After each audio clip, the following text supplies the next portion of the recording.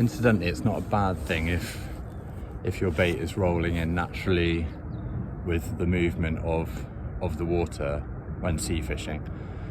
If you're like surf fishing for sea bass off a beach or rocks especially off a beach, with bait and a weight, you might want a weight that will just naturally roll with the waves and the current into those dips that the waves and the tides cause, because in those dips there will be bait fish and you will therefore find bass and other predatory fish.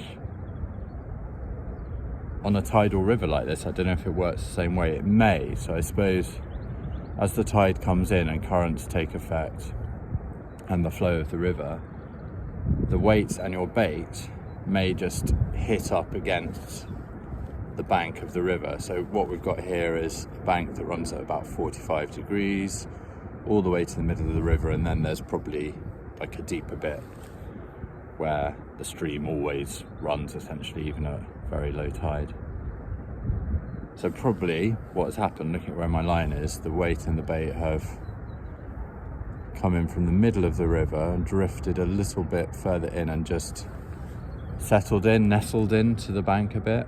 Now that might be quite good, because that might be where fish would feed. I think initially I was imagining I cast out into that very deep bit in the middle. Firstly, it's quite difficult with a 2 ounce weight.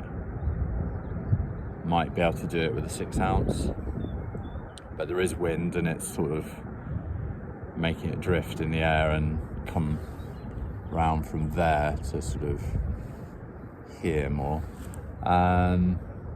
Yeah. So I think I'll just let it do what it's doing. And if there's small bait fish and, I don't know, dead fish, crabs, things like that, they're going to probably naturally settle where my bait would settle anyway. So maybe that's where the predatory fish will be looking. So yeah, let's give it a go. Fingers crossed.